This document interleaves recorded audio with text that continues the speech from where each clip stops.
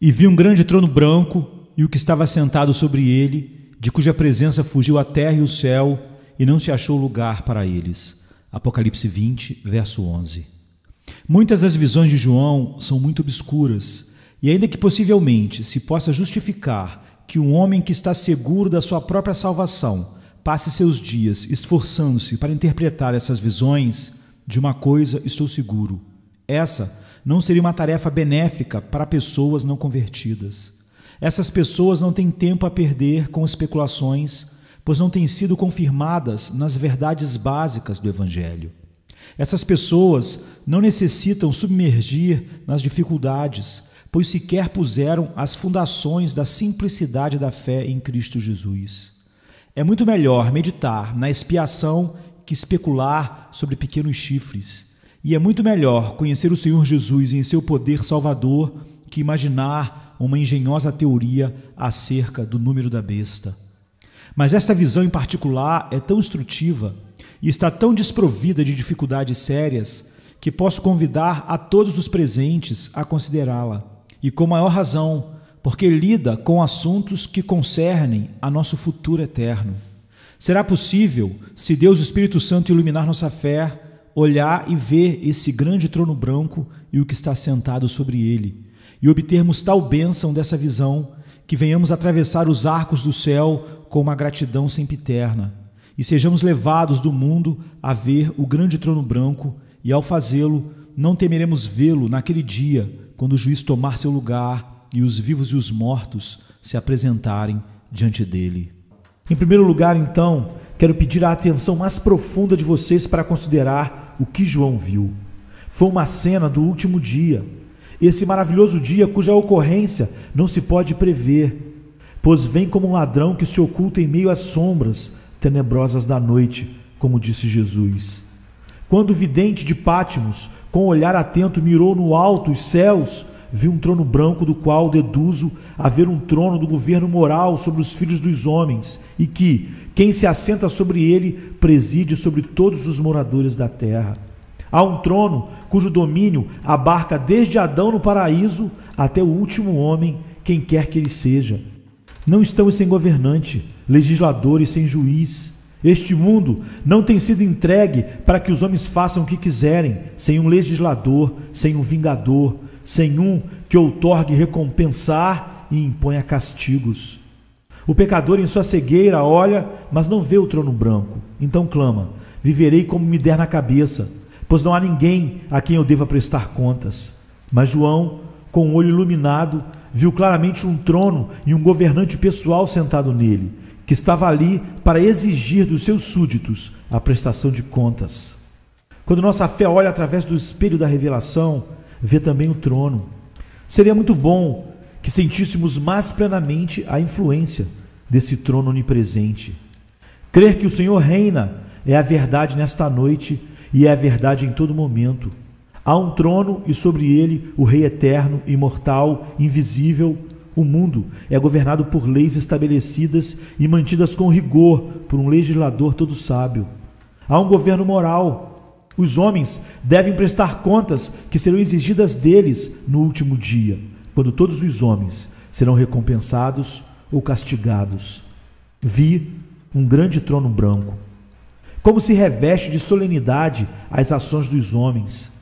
Se nos fosse permitido fazer exatamente o que quiséssemos, sim, sem prestar contas, ainda assim seria sensato ser virtuoso, pois tenho certeza de que em si mesmo é um grande transtorno ser mau. Porém, não nos é permitido isso.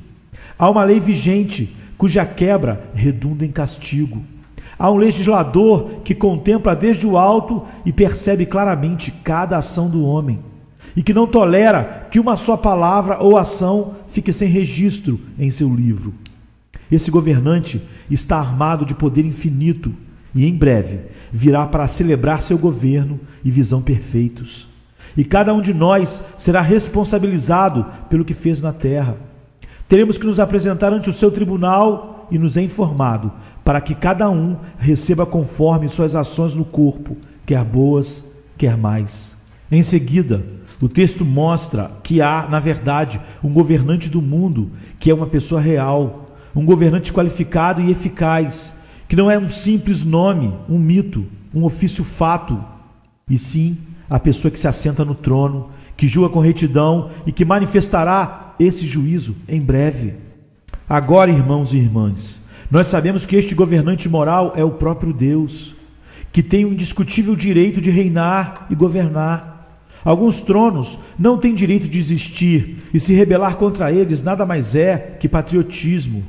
Mas aquele que ama o seu povo é quem se deleita na monarquia do céu. Sem dúvida, há dinastias que são tiranias e governam como déspotas, mas nada pode questionar o direito de Deus se assentar sobre o trono, ou dizer que outra pessoa devia segurar o cetro. Ele criou tudo, e não julgará ele tudo? Como Criador, ele tem o direito de ditar suas leis, e como essas leis são a verdadeira suma de tudo que é bom e verdadeiro, então por isso ele tem o direito eterno de governar, direito que pertence a ele como Criador. Ele é o juiz de todos, que há de fazer o que é justo a partir de uma necessidade da sua própria natureza. Quem mais então deveria se assentar no trono, e quem se atreveria a reivindicar o direito de fazê-lo? Ele pode confrontar e contestar todas as suas criaturas e dizer: eu sou o Senhor e não há outro. Se ele revela o trovão do seu poder, suas criaturas devem reconhecer em completo silêncio que só ele é Deus. Ninguém jamais ousará dizer que esse trono não está estabelecido em justiça. Além disso, há alguns tronos em que seus reis, por justos que sejam, carecem de poder, porém não é o caso do Rei dos Reis. Constantemente vemos pequenos príncipes cujas coroas não são inapropriadas para suas cabeças, mas que são incapazes de mantê-las sobre suas frontes. Porém, nosso Deus tem tanto um poder invencível como uma justiça infalível. Quem o enfrentaria numa batalha? Acaso a palha desafiaria o fogo e a cera iria à guerra contra as chamas? O Senhor pode pisar facilmente seus inimigos quando se dispõe a combater contra ele. Toca as montanhas e elas fumegam. Olha para a terra e ela treme. Esmaga a cabeça do Leviatã nas profundezas do mar. Os ventos são seus carros e as tempestades seus mensageiros. Por sua ordem existe o dia e por sua vontade a noite cobre a terra. Quem deteria sua mão e diria: que fazes? Seu trono está firmado em justiça e em seu poder. Tu tens a justiça e a verdade estabeleces e és onipotente, e tens sabedoria como sentinela, de modo que és inabalável. Quem discordaria dessa descrição bíblica? Em adição a isso, seu trono é tal que nada pode escapar do seu poder. O trono de safira de Deus se revela no céu agora, onde os anjos adoram e lançam suas coroas diante dele. E seu poder é sentido na terra, onde a criação louva o Senhor. Mesmo aqueles que não reconhecem o governo divino são forçados a senti-lo, pois ele faz tudo segundo a sua vontade, não só em meio aos anjos no céu, mas também com os habitantes do mundo inferior. O inferno sente o terror do seu trono. Essas correntes de fogo, esses tormentos indizíveis, é a sombra terrível do trono da deidade. Quando Deus se inclina a olhar os perdidos, o tormento que invade suas almas flui da sua santidade, que não pode suportar seus pecados. A influência desse trono, então, está em todos os mundos onde os espíritos habitam, e exerce o poder no reino da criatura inanimada. Cada folha que murcha na floresta desabitada obedece à ordem do Todo-Poderoso, e cada animal que vive nas profundezas insondáveis do mar sentem e reconhecem a presença permanente do Rei onipresente. Portanto, meus irmãos, se esse é o trono que João contemplou, veja como é impossível escapar do seu juízo, quando o grande dia do juízo final for proclamado e o juiz proclamar seus decretos, ordenados como lhe apraz. Onde poderia escapar os inimigos de Deus? Se sua imprudência pudesse transportá-los ao céu, sua destra de santidade os acharia ali. E se mergulhasse no mais profundo do inferno em busca de uma tumba protetora, sua mão esquerda os arrancaria do fogo para expô-los à luz da ira da sua face. Em nenhum lugar há um refúgio que proteja do Altíssimo. Os raios da manhã não podem transportar o fugitivo tão velozmente como pode persegui-lo o perseguidor todo-poderoso. O brilho do raio misterioso que aniquila o tempo e o espaço também não pode viajar tão rapidamente para escapar da sua mão de grande alcance. A palavra de Deus diz: se subir até o céu, ali tu estás, e se no inferno fizesse minha cama, até ali tu estás. Se dizia do Império Romano, debaixo do governo dos Césares, que o mundo inteiro cumpria a função de uma grande prisão para ele, o César. Porque se alguém ofendia o imperador, era impossível escapar. Se atravessasse os Alpes, não podia César achá-lo na Gália. Se fugisse para a Índia, onde os governos estavam familiarizados com o poder de fogo de Roma, de modo algum ofereceriam abrigo para quem estava sob a marca da vingança imperial. Mesmo assim, possivelmente, o fugitivo de Roma poderia prolongar a sua miserável vida, se escondendo em cavernas e tocas debaixo da terra. Mas, ó pecador, você não pode se esconder de Deus. As montanhas não poderiam te esconder dele, e mesmo se quisessem, as rochas poderiam escondê-lo.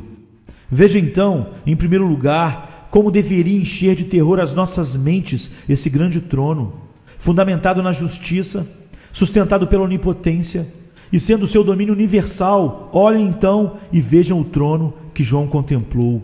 No entanto, este é apenas o começo da visão. O texto nos diz que era um trono branco, e gostaríamos de chamar a atenção de vocês para esse fato. Vi um grande trono branco. Por que branco? Acaso não indica sua pureza imaculada? Temo não podermos achar nem outro trono branco. Eu creio que o trono da nossa própria terra ditosa, a Inglaterra, é tão branco e tão puro como pode ser qualquer trono na terra simplesmente. Mas houve anos nos anais desse trono em que ele é visto manchado de sangue, e alguns reinados do passado recente estão manchados de preto por sua licenciosidade e libertinagem. Nem sempre foi um trono de excelência e pureza, e mesmo agora, quando possui uma pureza brilhante bastante rara nos tronos da terra, aos olhos de Deus, é terreno e impuro, portanto, não é branco para ele. E quanto a outros muitos tronos que existem hoje, sabemos que não são brancos. Não é o momento de citar e chamar os príncipes ao tribunal de Deus, mas há muitos deles que terão de responder por muitas coisas, porque nos seus esquemas de engrandecimento não consideraram em absoluto o sangue que seria derramado, nem os direitos que seriam violados. Raramente os princípios guiam as mentes da realeza, senão que a malandragem da política humana tem sido a arte de reinar, uma política digna de ladrões e salteadores das estradas, e alguns reis são deveras desprezíveis.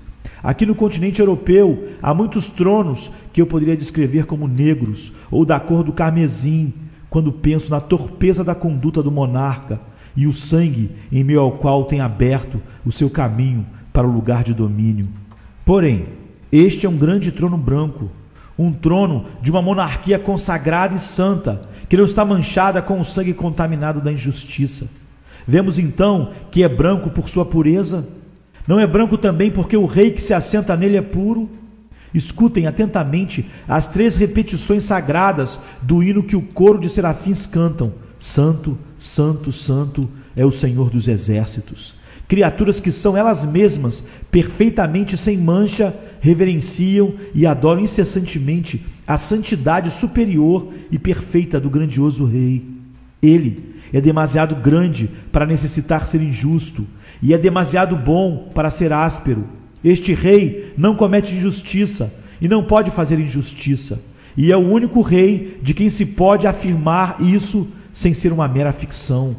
Quem se assenta no trono branco é ele mesmo, a essência da santidade, da justiça, da verdade e do amor. Ele é o mais justo de todos os tronos. Quem não seria um súdito disposto de tal governo incomparável? Além disso, o trono é puro porque a lei que o juiz mostra é perfeita. Não há nenhuma falha no livro dos estatutos de Deus. Quando o Senhor vier para julgar a terra, não se encontrará nenhum decreto que tenha afetado duramente a nenhuma criatura. Os mandamentos do Senhor são retos, são verdadeiros, todos são justos. Quem pode melhorar os 10 mandamentos e encontrar melhor resumo da vontade divina? Quem pode encontrar algo que sobre ou que falte nos mandamentos de Deus? a lei do Senhor é perfeita e restaura a alma. E como é bom um trono branco de onde flui uma lei como esta.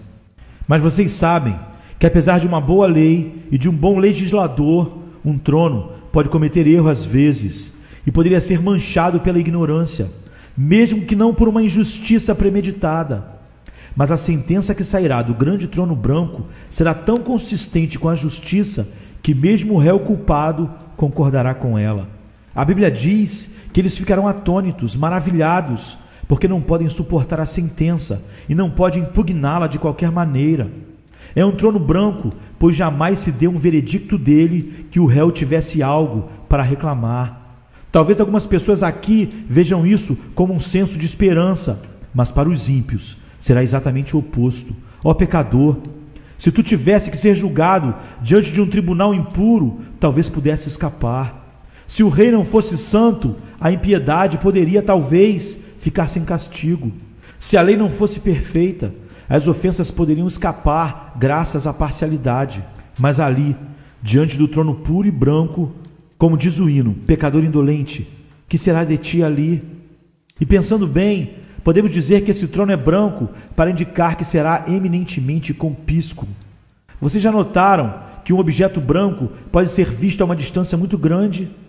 Vocês devem ter notado que nas montanhas galesas as cabanas são claramente distintas de tudo por serem tão brancas, pois os galeses gostam de pintar suas cabanas de branco, de forma que, sem isso, elas seriam quase imperceptíveis se ficassem com a cor natural da pedra. Eu acho que um atirador preferiria atirar em um alvo branco antes de atirar em um alvo de qualquer outra cor. Este grande trono branco será tão claro que todos os bilhões que estavam mortos e que se levantarão ao soar da última trombeta, todos eles o verão. E não será possível que um só olho se feche ante este espetáculo. Devemos vê-lo. Será uma visão tão impactante que nenhum de nós poderia impedir sua presença diante de nós.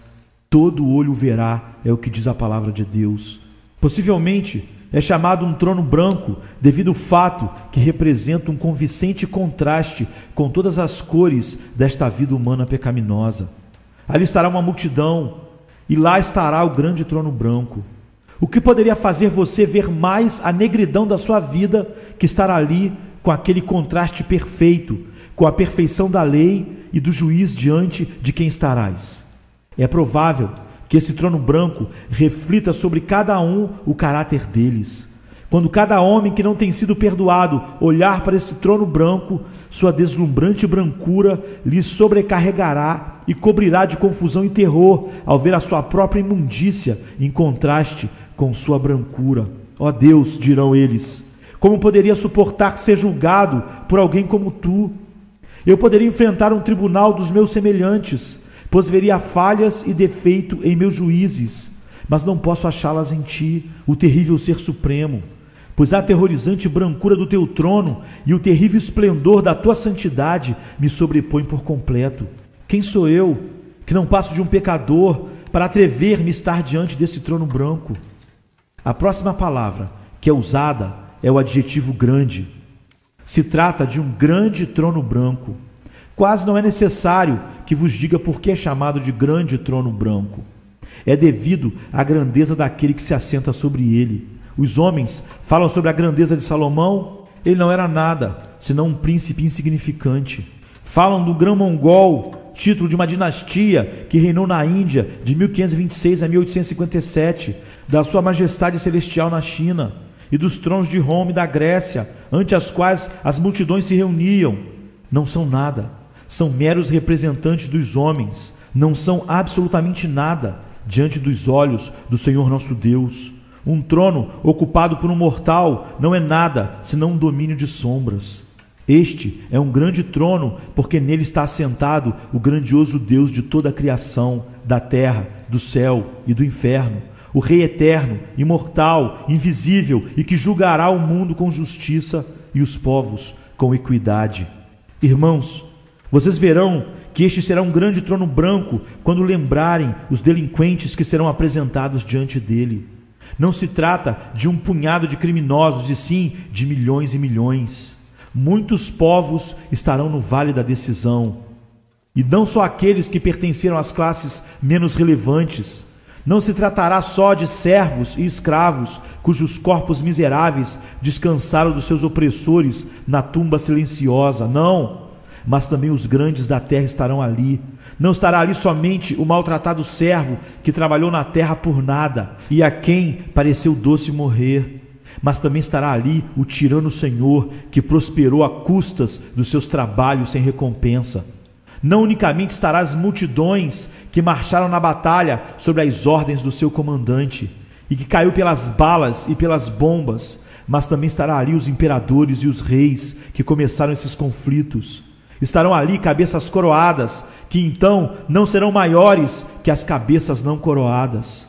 Homens que foram semideuses entre os seus semelhantes estarão juntos com seus escravos e serão tão vilipendiados como eles foram. Que maravilhosa procissão! Quão imponente é para o coração a imaginação de tudo isso!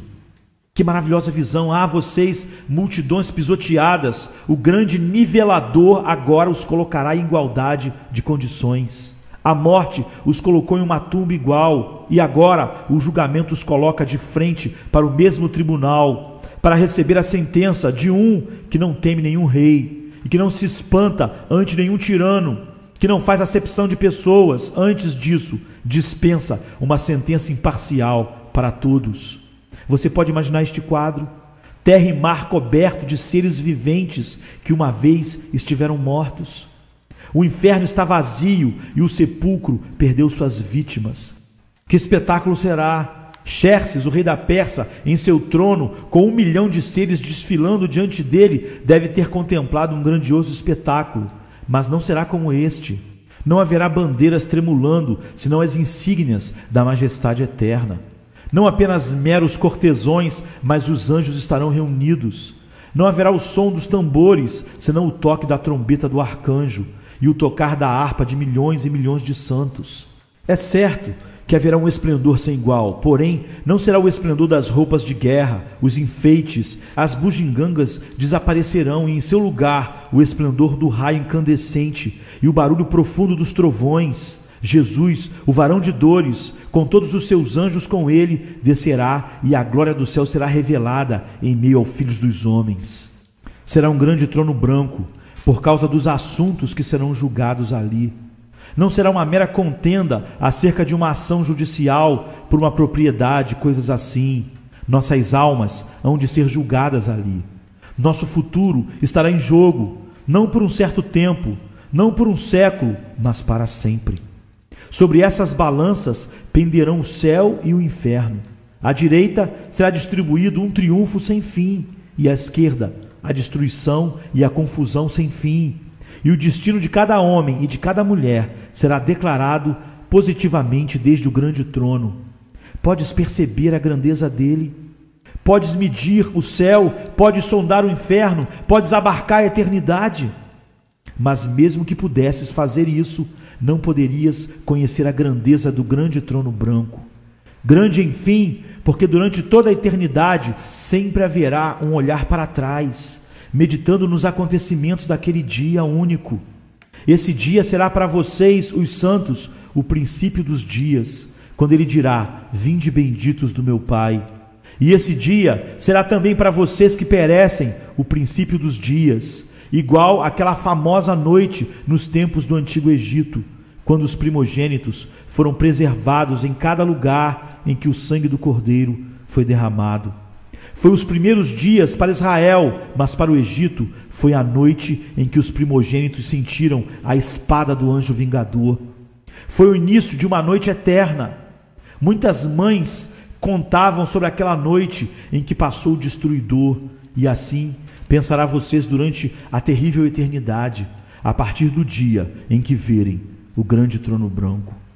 Não tirem seus olhos desse magnífico espetáculo até que tenhas visto a gloriosa pessoa mencionada nas palavras e o que estava sentado sobre ele. Me pergunto se algo do que tenho dito lhes tenha conduzido a pensar solenemente nesse grande dia, mas temo que tenha falado, mas não alcançado os vossos corações. E se não tocar o coração, será melhor calar, Pois, por favor, pensem por um momento naquele que estava sentado no grande trono branco. O único idôneo e adequado em todo o universo se assentará neste trono. Será Deus, porém escutem atentamente, será também homem. O apóstolo disse: o dia em que Deus julgará por Jesus Cristo os segredos dos homens, conforme o meu evangelho. O juiz tem que ser Deus. Quem, senão Deus, seria capaz de julgar tantos seres e o julgar com tanta precisão? O trono é demasiado grande para qualquer um, exceto para aquele de quem está escrito: teu trono, ó Deus, é eterno e sem fim. Cetro de justiça é o cetro do teu reino. Cristo Jesus, o Filho de Deus, julgará, e julgará como um homem e como Deus. E quão apropriado é isso! Como homem, ele conhece nossas debilidades, conhece nossos corações, e não podemos objetar isso, que nosso juiz é ele mesmo, semelhante a nós. Quem poderia julgar com um juízo equitativo de melhor maneira que aquele que é osso dos nossos ossos e carne de nossa carne? E aí está o perfeito ajuste. Ele é Deus e homem, mas não só isso, ele é o homem entre os homens, o mais varonil de todos os homens, o tipo que é o modelo da natureza humana. Ele será a norma em sua pessoa, pois se um homem é como Cristo, esse homem é justo. Mas se um homem não é semelhante a Cristo, esse homem merece ser condenado. Esse maravilhoso juiz só necessita olhar para a sua própria personalidade para ver a lei, e olhar para nossas próprias ações para discernir se as ações de outras pessoas são boas ou más. Os pensamentos de outras pessoas são bons e maus. Os pensamentos de muitos corações foram revelados por Cristo na terra. E esse mesmo Cristo fará uma exposição aberta de todos os homens no último e grande dia. Ele o julgará, discernindo seus espíritos, descobrindo as juntas e medulas do seu ser, colocando nus todos os seus pensamentos e intenções do coração. Mesmo tu, ó crente, passará em prova diante dele. Não permitas que nada te engane com a ilusão de que não serás julgado. As ovelhas se apresentarão diante do grande pastor como os cabritos. Aqueles que usaram seus talentos foram chamados a prestar contas junto com o que enterrou o dinheiro. E os próprios discípulos foram advertidos de que todas as suas palavras ociosas seriam levadas a juízo naquele dia. Não devemos temer o julgamento público. A inocência corteja a luz. Vocês não serão salvos permitindo que entrem furtivamente no céu, e sim, provado e comprovado, mas na justiça de Cristo passarão pela prova com gozo.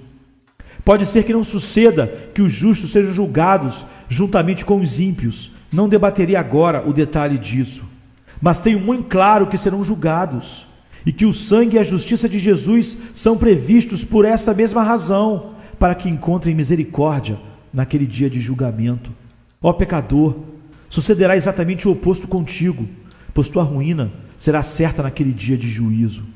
Não se requererá testemunhas para declarar a sua culpa, pois o juiz sabe todas as coisas. O Cristo, ao qual depreciastes, te julgará.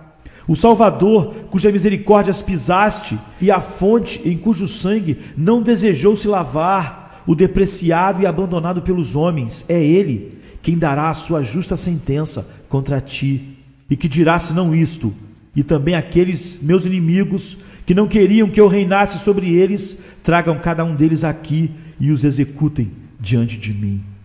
Agora, necessito de alguns minutos para passar a segunda parte, e o que tenho são poucos, para extrair a inferência que flui de uma visão como esta, e dar assim uma lição e aplicação da visão. Crente em Cristo, uma palavra para os teus ouvidos. Podes ver o grande trono branco e o que está sentado sobre ele? Pareço vê-lo agora. Então, permitam provar a mim mesmo. Independente da profissão que fiz, terei que comparecer diante do grande trono branco. E tendo passado pelo escrutínio dos anciãos, e ter sido aprovado pelo pastor, e ser aceito pela igreja, não estou livre desse grande trono branco. Tendo mostrado um bom caráter e boa reputação entre os irmãos em Cristo, Sou solicitado que ore em público e minhas orações podem ser muito admiradas, mas, porém, não foram pesadas nas últimas balanças. E o que aconteceria se for achado em falta? Irmãos cristãos, que há em teu coração em tuas orações particulares? És um simples caçador de dinheiro? Vives como os outros vivem? Teu prazer está nos deleites passageiros deste mundo? Teu coração está comprometido com o trono do céu? Tens um coração endurecido para as coisas de Deus? Tens pouco amor por Cristo? Sua religião não é nada mais que uma farsa pública? Pense nesse trono branco. Pense nesse trono branco. Vamos lá. Há alguns que, quando pregam um sermão comovedor, sentem medo de regressar outra vez para me escutar. Mas se você sente medo da minha voz, como suportará a voz que falará com um estrondo desde o trono? Por acaso os sermãos perscrutadores atravessam e passam pelo meio de vocês com uma rajada de vento do norte, congelando sua própria medula e paralisando seu sangue? Mas como será então diante daquele terrível tribunal? Você está se perguntando agora: como estarás então? Não pode suportar um pequeno autoexame? Como poderás suportar esse exame da parte de Deus? Se as balanças da terra te dizem que estás em falta, que mensagem não te diria as balanças do céu? Eu, na verdade, os conjuro, colegas professantes de fé, falando-lhes como que direto do meu próprio coração: examinai-vos a vós mesmos, se permaneceis na fé, provai-vos a vós mesmos, ou não sabeis quanto a vós mesmos que Jesus Cristo está em vós, se não é que já estáis reprovados. Havendo falado uma palavra para os cristãos, eu gostaria de dizer a cada um de vocês que, em memória desse grande trono branco, lancem fora toda a hipocrisia. Você é tentado a ser batizado só para agradar teus pais e teus amigos, não sendo um verdadeiro crente? Cuidado com esse grande trono branco. E antes, considere como você vai ser julgado por Deus, o teu insulto naquele grande dia. Estás persuadido a colocar o manto da religião, porque estás persuadido que isso te ajudará em teus negócios e te fará parecer respeitável? Olhe, hipócrita, olhe para este grande trono branco. Veja todos os terrores que provém dele. Nada será mais severo do que a pronúncia dele sobre aqueles que eram meros professantes, que se aproximaram por pura ganância do Evangelho. Se tens de ser condenado, seja condenado por qualquer razão antes do que por ser um hipócrita, pois quem faz uma profissão de piedade por ganância merecem o mais profundo do inferno. A ruína do falso propósito e da hipocrisia será em verdade muito justa. Vocês, professantes pretensiosos, cujas asas estão presas com cera, tenham cuidado com o sol que seguramente derramará calor sobre vocês, pois terrível será a tua queda desta grande altura, porque com Deus que se assenta no trono não se brinca. Mas há aqueles de vocês que dirão: eu não fiz nenhuma profissão de fé. No entanto, meu texto tem uma palavra para vocês. Ainda assim, quero que julguem suas ações conforme aquele grande dia. Senhor, que houve naquela noite de pecado? Não, você diz, não a leves em conta, não a traga à minha memória. Serás traído por sua memória. E esse ato de pecado será publicado mais amplamente do que se fosse divulgado hoje dos telhados das casas e anunciado em todos os jornais de todas as terras e de todos os homens, desde o primeiro até agora. A tua infâmia se converterá em um objeto de escárnio e um provérbio entre todos os seres criados. Que pensam de tudo isso vocês que são pecadores secretos? Que pensam vocês que são amantes da libertinagem e promiscuidade? Jovenzinho, tu começaste a furtar, mas irás progredir para um ladrão descarado. É sabido, amigo, e todos vocês sabem que os vossos pecados hão de alcançar vocês naquele dia. Jovenzinha, tu tens começado a brincar com o pecado e crês que nada tem sido visto, mas o Supremo e Poderoso tem visto todos os teus atos e ouve as tuas palavras. Não há nenhuma cortina entre ele e o teu pecado. Ele te vê claramente. E que farás com esses que acreditas que tem ocultado? Isso aconteceu há muitos anos. Eu digo, mas apesar de terem sido enterrados todos esses anos para ti, está vivo para Ele, está vivo para Deus, pois tudo é presente para o Deus que tudo vê, e teus atos passados estarão presentes para ti também naquele grande dia. Meus queridos, lhes conjuro que não façam nada que não fariam se pensassem que Deus lhes vê, pois de fato Ele te vê. Olhem as suas ações à luz do juízo.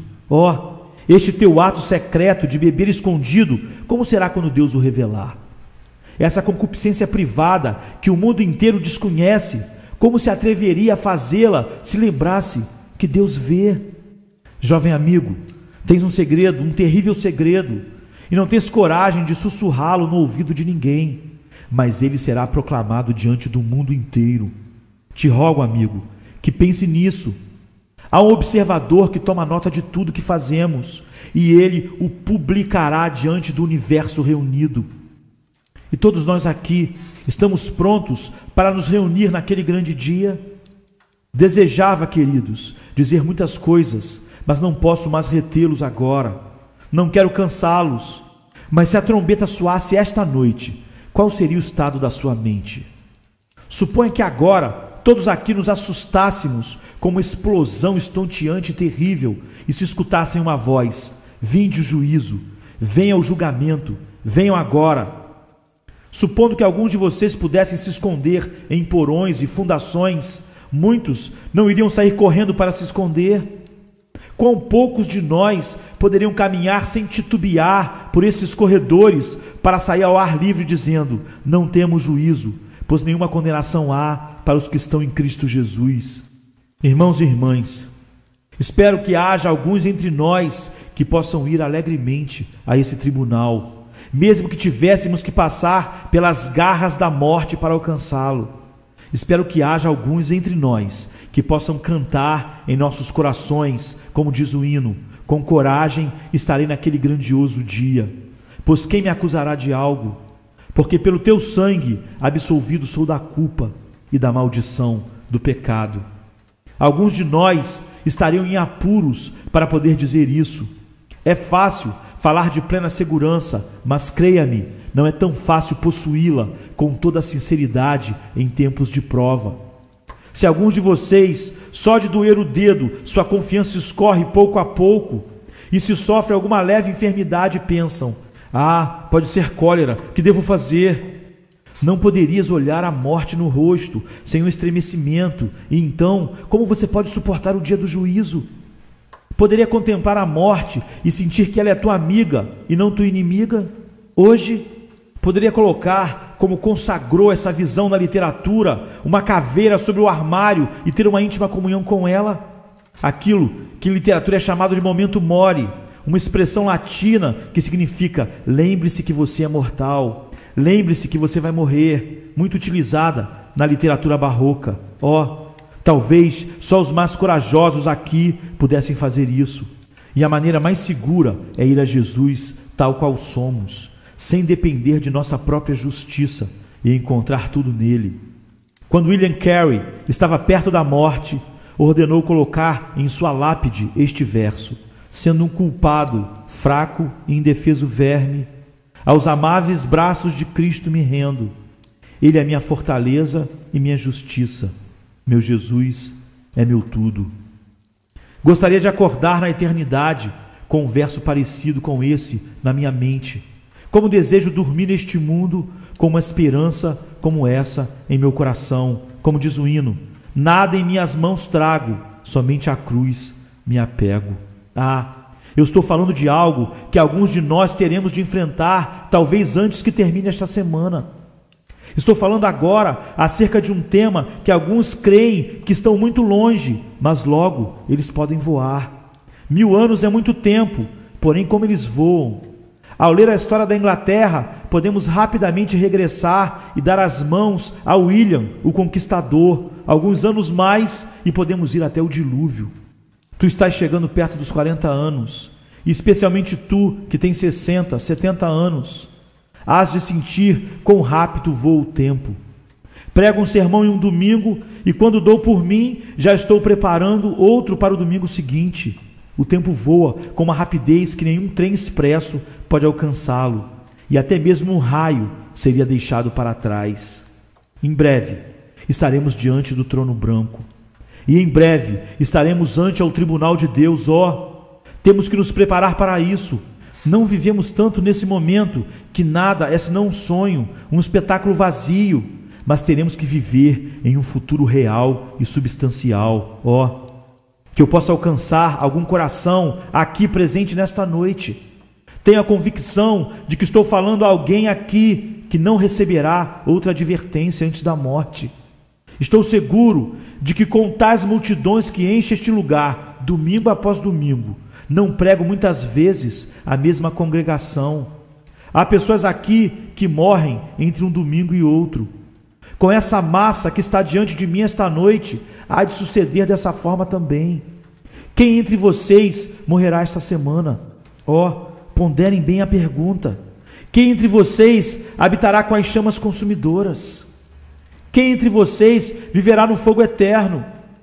Se soubessem quem são, desejaria molhá-los com lágrimas. Se soubesse quem há de morrer esta semana, desejaria me achegar e sentar-me ao seu lado e insistir que pensasse nas coisas eternas. Mas não sabemos, e portanto lhes imploro pelo Deus vivo que corram apressadamente para Jesus através da fé. Estas não são coisas frívolas e fúteis, senhores, não é mesmo? Se são, então eu sou apenas uma pessoa fútil, e podem prosseguir em seus caminhos e rirem de mim. Mas se são realmente verdadeiras, eu devo ser sincero e compete a mim ser duro. Prepara-te para te encontrares com teu Deus. Ele vem. Prepara-te agora. Assim diz o Senhor: no tempo aceitável te ouvi e no dia da salvação te ajudei. As portas da misericórdia não estão fechadas. Teu pecado não é imperdoável. Você ainda pode encontrar misericórdia. Cristo convida. Suas gotas de sangue caem por ti. Como diz o hino: vem e serás bem-vindo. Vem e serás bem-vindo. Vem, pecador. Que o Espírito Santo injete vida nas minhas pobres palavras, e que o Senhor o ajude e te dê um coração para vir agora. O caminho para se achegar, vocês sabem, é tão somente confiar em Cristo. Tudo é feito quando você confia em Cristo. Se jogue sobre Ele, não tendo que confiar em mais ninguém. Vem agora. Todo o meu peso está sobre esta plataforma. Se ela cedesse, eu cairia. Você terá um suporte em Cristo exatamente desta maneira. Como diz o hino: aventure-se nele, aventure-se completamente. Não deixe nenhuma outra confiança se intrometer. Se pode se agarrar à cruz e aquietar-se debaixo do sangue carmesim da expiação, o próprio Deus não pode prejudicá-lo.